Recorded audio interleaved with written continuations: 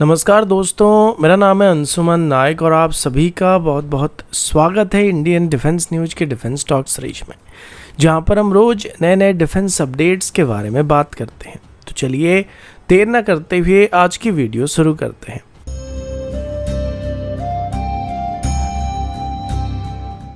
आज की पहली अपडेट भारत की एरोस्पेस सेक्टर की तरफ से है, जहां नेशनल एरोस्पेस लेबोरेटरी यानी कि एनएल की तरफ से अभी फ्यूचर अनमैन्ड फाइटर एयरक्राफ्ट यानी फूफा प्रोग्राम में एक बड़ी माइलस्टोन को अचीव किया गया है। नेशनल एरोस्पेस लेबोरेटरी की लेटेस्ट 2024 और 2025 के एनुअल रिपोर्ट के मुताबिक फूफा के लिए डेवलप किए गए हिंज मूवमेंट कैलिब्रेशन सेटअप और विंड टनल मॉडल का डेवलपमेंट सक्सेसफुली कंप्लीट कर लिया गया है। ये दोनों ही टूल अब एडीए, एचएएल और प्राइवेट सेक्टर पार्टनर के साथ मिलकर इस यूसीबी प्रोग्राम के एरोडायनामिक परफॉर्मेंस को ऑप्टिमाइज करने के लिए इस्तेमाल किया जाने वाला है। फूफा प्रोग्राम को अभी एरोनॉटिकल डेवलपमेंट एजेंसी की तरफ से लीड किया जा रहा है, जिसमें एक 5.5 generation unmanned combat aerial vehicle को डेवलप करने का प्लान किया जा रहा है, जो ऑटोनमस एयर टू एयर और एयर टू ग्राउंड मिशन को करने के लिए सक्षम होने वाला है। डिजाइन वाइज अगर देखा जाए तो ये एक stealthy delta wing twin engine platform होने वाला है, जिसका मैक्सिमम टेक ऑफ वेट 12 से 15 टन के बीच होने वाला है और इसमें AL-31FP या GTRE और सफरान के बीच जॉइंटली डेवलप किए जाने वाले हमारी फ्यूचर एरो इंजन का इस्तेमाल किया जाने वाला है। इसका रोल एमका और तेजस जैसे मैन्ड फाइटर जेट को कंप्लीमेंट करने का होने वाला है और ये separation of enemy air defence, deep strike operation, electronic warfare जैसे मिशन में डिप्लॉय किया जा सकता है। इसकी स्पेसिफिकेशन के बारे में बात करें तो फूफा का मैक्सिमम स्पीड मार्क 1.8 तक होने वाला और ये 15,000 मीटर की एल्टीट्यूड तक ऑपरेट करने में सक्षम होने वाला है। नेशनल एरोस्पेस लेबोरेटरी के रिपोर्ट के मुताबिक फूफा की विंड टनल टेस्ट को 2024 में कंप्लीट कर लिया गया था, जिससे एक डिटेल एरोडायनामिक डाटाबेस को जनरेट किया गया और ये डाटाबेस अब एडी और एचएएल के डिजाइनर और इंजीनियर्स को फूफा के फाइनल एयरफ्रेम की डिज़ाइन को करने में मदद करने वाले हैं। उम्मीद है कि फूफा की पहली फ्लाइट को 2028 से 2030 के बीच ही कंडक्ट किया जाएगा और उसके बाद 2035 तक इसको इंडियन एयरफोर्स में ऑफिशियली इंडक्ट करने का प्लान किया जा रहा है।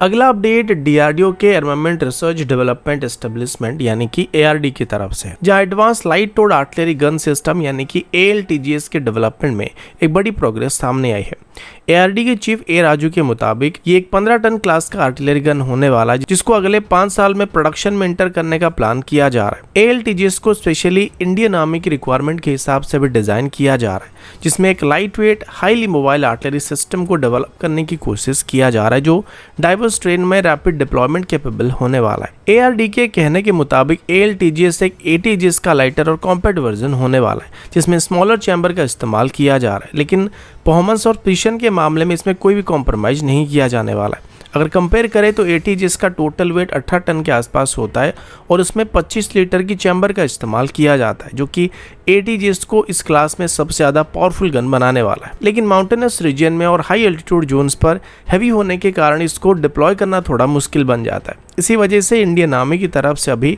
एक lighter towed artillery gun system को खरीदने का विचार किया जा रहा था, जिसको इजीली ट्रांसपोर्ट किया जा सकेगा। खास करके माउंटेन रीजन में ट्रांसपोर्ट करने में इसको आसानी होने वाला है। ALTGS का डिजाइन फिलोसॉफी काफी हद तक क्लियर होने वाला है, जिसमें कम वेट, हाई फायर पावर और रैपिड मोबिलिटी को प्रेफर किया जाने वाला और इसका एस्टिमेटेड वेट 15 टन के आसपास होने वाला है, जो ATGS से काफी हल्का होने वाला है। लेकिन इसमें भी ATGS की तरह 155 mm और 52 कैलिबर स्टैंडर्ड का main gun, semi automatic loading system और मॉडर्न फायर कंट्रोल सिस्टम जैसे फीचर मौजूद होने वाले। साथ ही इसका रिड्यूस्ड रिकॉल सिस्टम और एडवांस मेटेरियल कंस्ट्रक्शन की वजह से इसको बाय एयर भी एयरलिफ्ट किया जा सकता है। अगला अपडेट F-35 की तरफ से। रिसेंटली एक रिपोर्ट सामने आया था, जिसमें क्लेम किया गया था कि अभी इंडियन एयरफोर्स की तरफ से अपनी urgent 5th generation fighter jet requirement को पूरा करने के लिए इमरजेंसी बेसिस पर 60 F-35 को एक्वायर करने के लिए गवर्नमेंट को रिक्वेस्ट किया गया था। लेकिन ब्लूमबर्ग की रिपोर्ट के मुताबिक भारत की तरफ से यूनाइटेड स्टेट के ऑफिशियल्स को ऑफिशियली बात क्लियर कर दिया गया कि वो F-35 को खरीदने में इंटरेस्टेड नहीं है।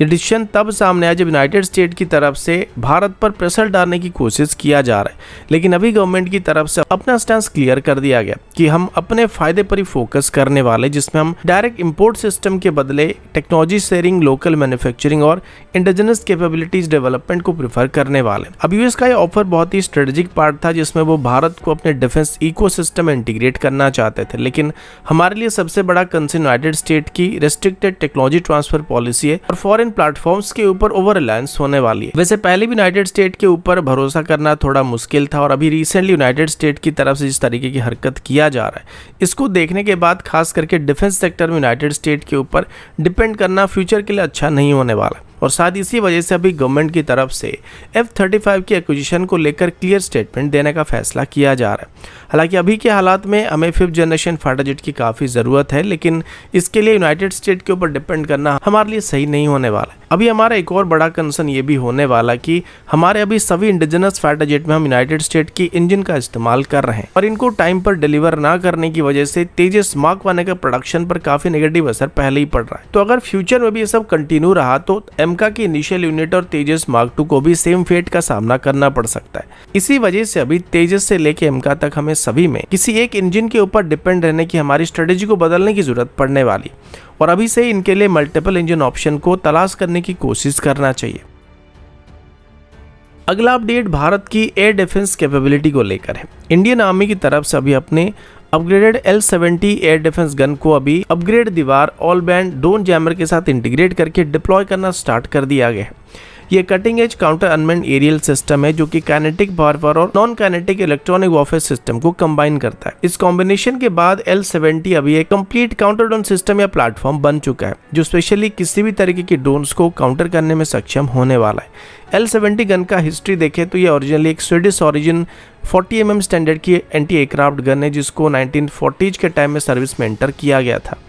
इंडियन आर्मी के पास अभी ऐसे 1000 से भी ज़्यादा यूनिट मौजूद है, लेकिन भारत इलेक्ट्रॉनिक्स लिमिटेड की तरफ से गन कैरेज फैक्ट्री जबलपुर में इन गन्स को अपग्रेड करके 21st सेंचुरी वॉरफेयर के हिसाब से तैयार कर दिया गया था और इस अपग्रेड के बाद ये हेलीकॉप्टर के अलावा स्लो फ्लाइंग एयरक्राफ्ट और बाकी लो अल्टीट्यूड ड्रोन को भी काउंटर करने में सक्षम होने वाले थे। इसका फायरिंग रेट 240 से 330 राउंड पर मिनट के हिसाब से हो सकता है और इफेक्टिवली 4 किलोमीटर के अंदर टारगेट को एंगेज कर सकता है। इस गन की परफॉर्मेंस को रिसेंटली भारत और पाकिस्तान के बीच हुई कॉन्फ्लिक्ट के दौरान भी देखा गया था, जहां पर इन्होंने पाकिस्तान की तरफ से भेजे गए चाइनीज और टर्किश ओरिजिन ड्रोन को काफी बेहतरीन तरीके से न्यूट्रलाइज किया था। लेकिन तब इन ड्रोन को डिस्ट्रॉय करने के लिए हार्ड किल सिस्टम का इस्तेमाल किया जा रहा था, यानी फिजिकली इन गन को फायर किया जा रहा था। लेकिन अभी इनमें सॉफ्ट किल कैपेबिलिटी को भी ऐड किया जाने वाला है। अभी इसमें इंटीग्रेट किए गए अपग्रेड दीवार ऑल बैंड ड्रोन जैमर की बात करें तो ये बेंगलुरु बेस्ड अपग्रेड सिस्टम की तरफ से डेवलप किए गए मॉड्यूलर लो पावर सॉफ्ट किल इलेक्ट्रॉनिक वॉरफेयर सिस्टम है जो कि स्पेशली FHSS ड्रोन को टारगेट करने के लिए डिजाइन किया गया। FHSS यानी कि frequency hopping spread spectrum drone rapidly अपनी फ्रीक्वेंसी को स्विच करते रहते हैं, जिस वजह से कन्वेंशनल जैमर से इनको डिस्ट्रॉय करना बहुत ही मुश्किल हो जाता है या फिर सॉफ्ट किल करना मुश्किल हो जाता है। लेकिन दीवार सिस्टम इनको भी न्यूट्रलाइज कर सकता है। इसमें ऑल बैंड जैमिंग सिस्टम और GPS स्पूफिंग जैसे सिस्टम मौजूद है जो कि 2 किलोमीटर के अंदर किसी भी ड्रोन को टारगेट कर सकता है और इसे हमारी सभी एग्जिस्टिंग L-70 गन में इंटीग्रेट किया जा सकता है जो कि अब एक डेडिकेटेड एंटी ड्रोन सिस्टम के तौर पर ऑपरेट किए जा सकते हैं। अगला अपडेट भारत की प्राइवेट एरोस्पेस सेक्टर की तरफ से। जोमेटो के को फाउंडर पंकज चड्ढा की तरफ से अभी लैट एरोस्पेस नाम की एक नई प्राइवेट सेक्टर एरोस्पेस कंपनी को एस्टेब्लिश किया गया। इसके अंदर अभी एक 24 सीटर शॉर्ट टेक ऑफ और लैंडिंग कैपेबल एयरक्राफ्ट को डेवलप करने की बात सामने आई है। ये प्लेटफॉर्म अपने कैटेगरी में नेशनल एरोस्पेस लैबोरेटरी की तरफ से डेवलप किए गए सारस मार्क 2 एयरक्राफ्ट के साथ कम्पीट करने वाला है, जो कि एक 19 सीटर ट्विन टर्बोप्रोप एयरक्राफ्ट है। लेकिन लैट एरोस्पेस का ये जो एयरक्राफ्ट होने वाले कैपेबिलिटी और ऑपरेशनल यूटिलिटी के हिसाब से सारस मार्क 2 से एक कदम आगे रहने की उम्मीद किया जा रहा है। इस एयरक्राफ्ट का सबसे बड़ा एम भारत के रीजनल और last mile air connectivity programme को फील करने का होने वाला है और खास करके इसको उड़ान स्कीम को ध्यान में रखकर अभी डेवलप किया जा रहा है। 24 सीटर सीटिंग कैपेबिलिटी के साथ ये अब तक का सबसे बड़ा सिविल ट्रांसपोर्ट एयरक्राफ्ट होने वाला है जो कि किसी प्राइवेट एरोस्पेस कंपनी या खास करके इंडियन प्राइवेट एरोस्पेस कंपनी की तरफ से डिजाइन और मैन्युफैक्चर किया जाने वाला है। और क्योंकि इसमें शॉर्ट टेक ऑफ और लैंडिंग कैपेबिलिटी मौजूद होने वाला है तो ये शॉर्ट और सेमी प्रिपेयर्ड रनवे से ऑपरेट कर सकता है, जो कि इसे रिमोट एयर स्ट्रिप से ऑपरेट करने की कैपेबिलिटी देने वाला है, जो भारत के रिमोट रीजन के लिए गेम चेंजर साबित हो सकता है। अब लैट एरोस्पेस का कहना है कि उनका विजन सिर्फ पैसेंजर एयरक्राफ्ट को डेवलप करने तक ही सीमित नहीं है, बल्कि कंपनी इस प्लेटफॉर्म को एक मल्टी रोल ट्रांसपोर्ट एयरक्राफ्ट के तौर पर डेवलप करने का प्लान बना रही है, जिसे medical evacuation, cargo delivery, aerial survey और स्पेशल ऑपरेशन मिशन के लिए भी इस्तेमाल करने के लिए अडॉप्ट किया जा सकता है। अगर ग्लोबल कॉन्टेक्स्ट में देखा जाए तो एनालिस्ट का कहना है कि एयरक्राफ्ट वाइकिंग एयर की DSC-6 ट्विन ऑटर या L410 टर्बोलेट जैसे एयरक्राफ्ट के साथ इसको कंपेयर किया जा सकता है और ये उनका इंडियन वर्जन बनने वाला है। अगला अपडेट भारत की इंडिजिनस आर्टिलरी मॉडर्नाइजेशन प्रोग्राम की तरफ से है। ARD यानी कि armament research and development establishment के डायरेक्टर ए राजू की तरफ से अब ये बात कंफर्म किया गया है कि गाइडेड पिनाका रॉकेट सिस्टम ने अपने रीसेंट ट्रायल के दौरान सिर्फ 2 से 3 मीटर की सर्कुलर एयर प्रोबेबल को अचीव किया है, जो इंडियन आर्मी की ऑपरेशन रिक्वायरमेंट के कंपैरिजन में 90% से ज़्यादा बेहतर होने वाला है। सर्कुलर एयर प्रोबेबल एक की मैट्रिक होता है जिसे किसी भी वेपन सिस्टम की एक्यूरेसी को मेजर करने के लिए इस्तेमाल किया जाता है। जितना छोटा सर्कुलर एयर प्रोबेबल या CP वैल्यू होता है, वेपन की एक्यूरेसी उतना प्रिसाइज होता है। इंडियन आर्मी का formal requirement initially 40 metre CP के आसपास था, जो कि GPS और इनर्शियल गाइडेंस वाली आर्टिलरी रॉकेट के लिए स्टैंडर्ड होता है। लेकिन गाइडेड पिनाका सिस्टम की टेस्टिंग के दौरान सिर्फ 2 से 3 मीटर की CP को अचीव किया गया, जो इसे दुनिया की सबसे एक्यूरेट आर्टिलरी सिस्टम में शामिल करने वाला है। गाइडेड पिनाका वेरिएंट की रेंज 75 किलोमीटर तक होने वाला और ये मल्टीपल वॉरेट टाइप को कैरी कर सकता है, जिसमें मिशन के हिसाब से हाई एक्सप्लोसिव फ्रेगमेंटेशन वॉरेट या फिर एंटी टैंक सब मुनिशन का इस्तेमाल किया जा सकता है। ये सिस्टम पहले से ही इंडियन आर्मी की मल्टीपल रेजिमेंट में शामिल किया जा रहा है और इसको भी south east Asia, middle east और ईस्टर्न यूरोप में कई देशों को एक्सपोर्ट करने का प्लान भी किया जा रहा है। स्ट्रेटेजिकली देखा जाए तो गाइडेड पिनाका एक ऐसा गैप को फील करने वाला है जो कि ट्रेडिशनल रॉकेट आर्टिलरी सिस्टम और टैक्टिकल बैलिस्टिक मिसाइल के बीच में एग्जिस्ट करने वाला है। मतलब ये एक short range tactical ballistic missile का एक कॉस्ट इफेक्टिव, मोबाइल और पिन पॉइंट एक्यूरेसी के साथ डीप स्ट्राइक करने वाला ऑप्शन होने वाला है। अगला अपडेट भारत के हेलीकॉप्टर डेवलपमेंट प्रोग्राम में एक इंपॉर्टेंट माइलस्टोन की तरफ से है।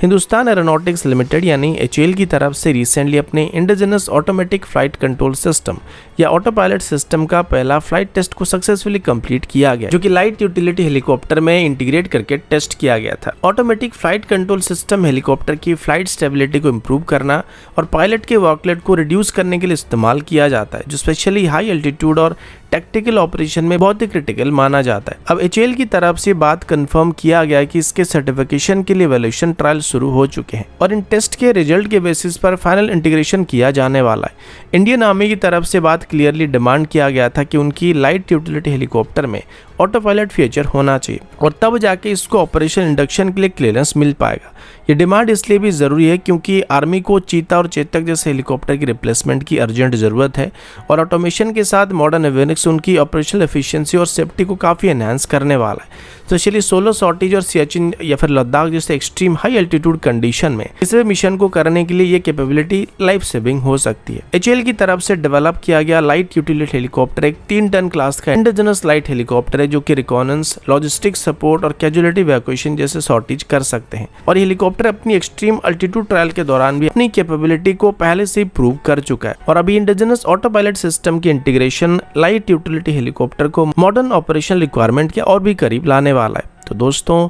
अभी के लिए इतना ही, मिलता हूँ आपसे अगले वीडियो में, तब तक के लिए जय हिंद, वंदे मातरम।